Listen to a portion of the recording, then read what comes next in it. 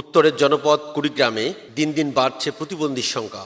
অধিকাংশ প্রতিবন্ধীর ভাগ্যে জুটছে অবহেলা। কুড়িগ্রাম প্রতিবন্ধী সেবা ও স্বাস্থ্য কেন্দ্রের কনসালটেন্ট বলছেন, প্রতিবন্ধী জনগোষ্ঠীর পুনর্বাসন, সেবা ও চিকিৎসা নিশ্চিত করা হলেই পরিবর্তন আসতে পারে প্রতিবন্ধী জনগোষ্ঠীর জীবনমান উন্নয়ন। SSP 24 desk report. কুড়িগ্রামের 9টি উপজেলায় 53,000 প্রতিবন্ধী, তবে কতটুকু পাচ্ছেন অধিকার? দুর্গম চরাঞ্চলের দরিদ্র পরিবারের প্রতিবন্ধীর ভাগ্যে জুটছে অবহেলা। চরাঞ্চলের গর্ভবতী নারীরা পুষ্টি ও স্বাস্থ্যসেবা না পাওয়ায় জন্ম হচ্ছে বিশেষ চাহিদা সম্পন্ন শিশু। দিন দিন বাড়ছে প্রতিবন্ধীর সংখ্যা। 2011 সালের জনশুমারি প্রতিবেদন মতে কুড়িগ্রামে মোট প্রতিবন্ধী ব্যক্তির সংখ্যা 1.50%। গত 10 বছরে এই সংখ্যা বেড়ে বর্তমানে জেলায় প্রতিবন্ধীর সংখ্যা প্রায় 53,000। মোট প্রতিবন্ধীর মধ্যে কি পরিমাণ শিশু রয়েছে তা নির্দিষ্ট করে বলতে পারছে না সমাজসেবা অধিদপ্তর। চরাঞ্চলের একাধিক পরিবারের অভিযোগ, চরাঞ্চলে গর্ভবতী নারীরা পুষ্টি ও স্বাস্থ্যসেবা না পাওয়ায় জন্ম হচ্ছে এসব প্রতিবন্ধী শিশু।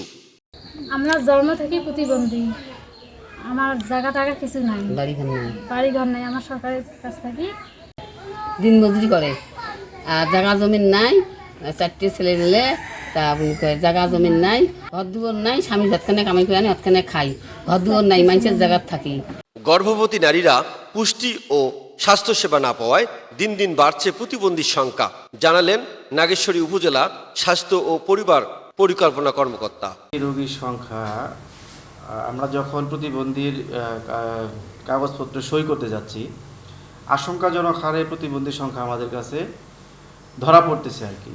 এখন নাগেশ্বরী শুধু না, বৃহত্তর কুড়িগ্রাম যেহেতু নদী বিধৌত একটা এলাকা, এইসব এলাকায় স্বাভাবিকভাবেই আয়োডিন ডিফিসিয়েন্সি একটা আছে, সমস্যা আছে।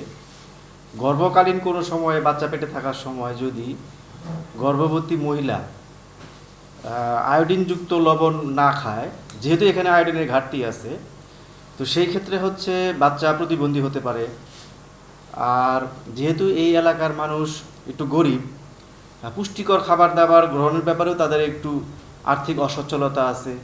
এইসব কারণেই মূলত নাগেশ্বরী এবং বৃহত্তর কুড়িগ্রামে প্রতিবন্ধীর সংখ্যা একটু বেশি।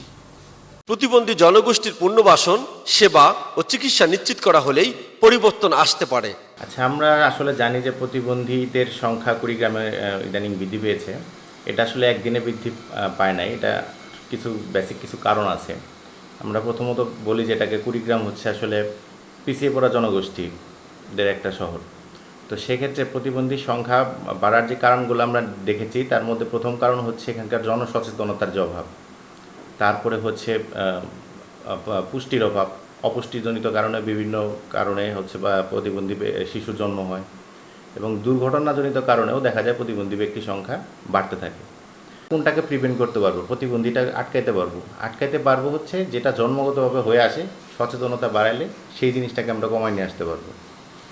যেমন গর্ভবতী যে মায়েরা, তাদের যদি আমরা উপযুক্ত চিকিৎসার আওতায় আনতে পারি, উপযুক্ত পুষ্টির চাহিদা পূরণ করতে পারি, এবং গর্ভকালীন সময় যে ডাক্তার যারা আছেন তাদেরকে রেগুলার আমরা ফলো আপের মধ্যে আনতে পারি, 3-4বারের কথা আমরা বলি, সেই সময়গুলো যদি তারা ডাক্তারের শরণাপন্ন হন এবং যখন ডেলিভারি হয় প্রসবকালে যদি